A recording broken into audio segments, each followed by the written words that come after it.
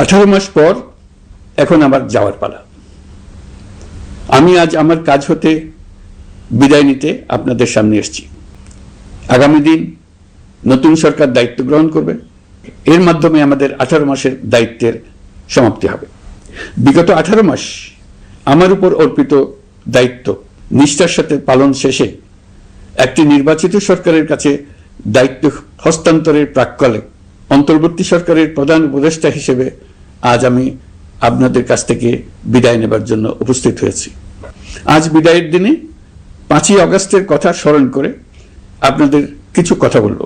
কি মহা মুক্তির দিন ছিল সেদিনটি, সে কি আনন্দের দিন। বাংলাদেশিরা দেশে বিদেশে যে যেখানে ছিল আনন্দে চোখের পানি ফেলেছিল। দৈত্যের গ্রাস থেকে তরুণ ছাত্রছাত্রীরা দেশকে বের করে এনেছে, দেশ মুক্ত হয়েছে। কিন্তু দেশ সম্পূর্ণ অচল। এই অচল দেশটিকে কিভাবে সচল করা যাবে সেটা ছিল সবার মনে।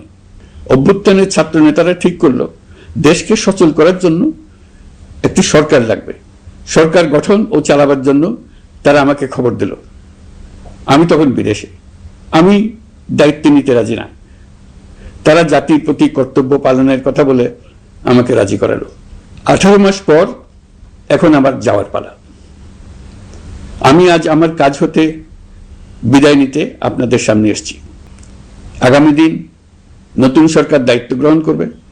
এর মাধ্যমে আমাদের 18 মাসের দায়িত্বের সমাপ্তি হবে। 24শে জুলাই মাসে বাংলাদেশের মানুষ এক অভূতপূর্ব অভ্যুত্থানের মধ্য দিয়ে তাদের মুক্তি, আকাঙ্ক্ষা ও মর্যাদার দাবি উচ্চারণ করেছিল।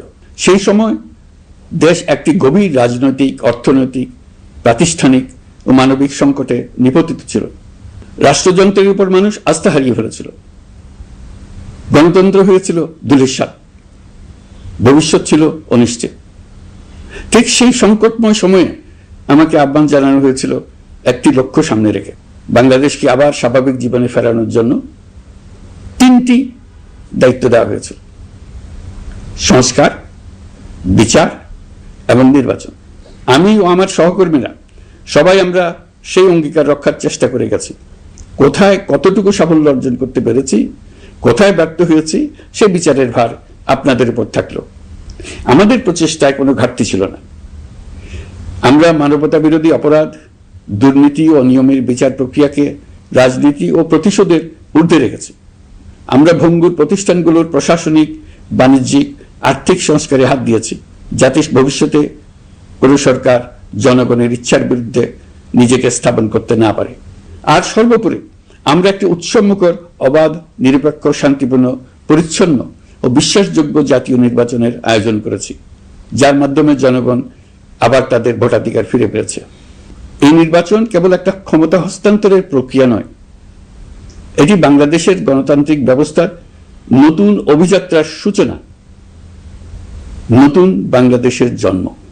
এই অর্জনের পেছনে যারা ছিলেন, জুলাইয়ে রাস্তায় নেমে আসা প্রতিবাদকারী তরুণ তরুণীরা, সেই সাহসী মানুষগুলো, শহীদ ও আহতরা, তাদের প্রতি আমি গভীর শ্রদ্ধা ও কৃতজ্ঞতা জানাচ্ছি। তাদের অভূতপূর্ব ত্যাগ ছাড়া এই পরিবর্তন সম্ভব হতো না। এই প্রক্রিয়া সফল করতে দেশের আবালবৃদ্ধ বনিতা সকলেই সহযোগিতা করেছেন। প্রাতিষ্ঠানিক দিক থেকে দেশের রাজনৈতিক দলসমূহ, নির্বাচন কমিশন, সকল আইনশৃঙ্খলা বাহিনী, সশস্ত্র বাহিনী, সরকারি কর্মকর্তা কর্মচারী ও প্রশাসনের প্রতিটি স্তরের সদস্যরা আন্তরিক সহযোগিতা করেছেন। আপনাদের প্রতি আমার আন্তরিক কৃতজ্ঞতা রইল। আপনাদের ধৈর্য, পেশাদারিত্ব ও আস্থার উপর ভর করেই এই পথ চলা সম্ভব হয়েছে। প্রিয় দেশবাসী, 24-এর গণ অভ্যুত্থানের সময় দেয়ালে দেয়ালে তরুণরা যে নতুন বাংলাদেশের স্বপ্ন এঁকেছিল, তার কেন্দ্র ছিল প্রাতিষ্ঠানিক সংস্কার। সেই প্রত্যাশা বাস্তবায়নে অন্তর্বর্তী সরকার প্রায় 130টি নতুন আইন ও সংশোধনী প্রণয়ন করেছে। এখন যাবার সময় স্বস্তি পাচ্ছি যে আমরা অবস্থার মোকাবেলা করতে পেরেছি এবং নতুন অর্থনীতির বুনিয়াদ রচনা করে রেখে যেতে পারছি। এখন আর পাওনাদাররা আমাদের তাড়া করতে আসবে না। আন্তর্জাতিক লেনদেনে আমরা চোখে অন্ধকার দেখব না।